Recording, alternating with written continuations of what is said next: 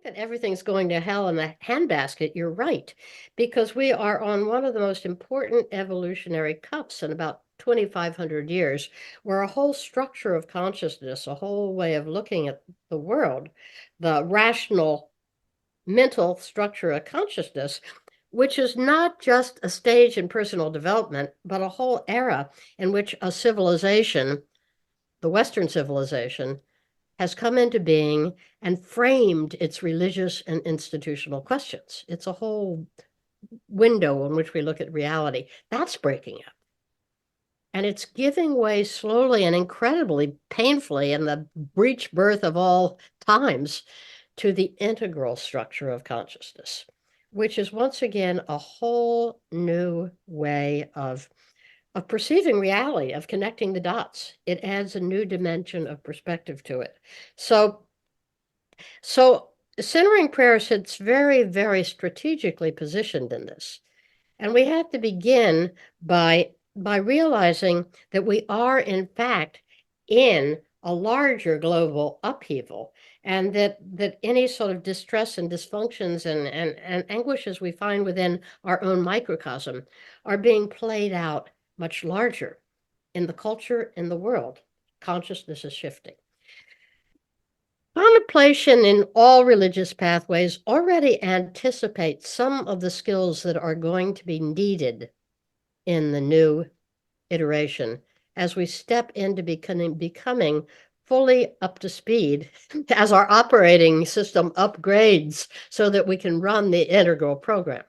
Because what it does is, as Thomas says, it gives us 20 minutes to take a brief vacation from ourselves. And in that vacation, you're no longer perceiving the world through the subject-object dichotomy, I in here looking at that out there, which is the drive shaft neurologically of the mental structure of consciousness.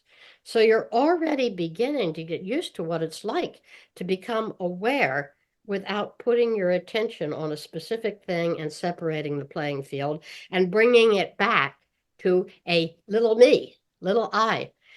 And this is one of the major reasons why I've been a little bit stern in this talk about the fact that we have to go beyond the reference point of personal healing and into holiness where we started. Because the first iteration, the signature teaching of the centering prayer, is firmly based yet in the old mental structure of consciousness, perceiving the world through I. And my job is to get rid of, dismantle my false self and become my true self. But that is still a way of framing the world that's based on the mental structure of consciousness. It says, I have and I am my true self, and it's in here somewhere inside, and everything else has to be fixed. It's exactly that that's going to disappear, give way as we move into the new structure of consciousness to a new way of holding I, which is not quite so tight and atomized. So a lot of the language and the cognitive structure of centering prayer has still been created within the mental structure of consciousness. And that's where the rub occurs. We have to trust the practice.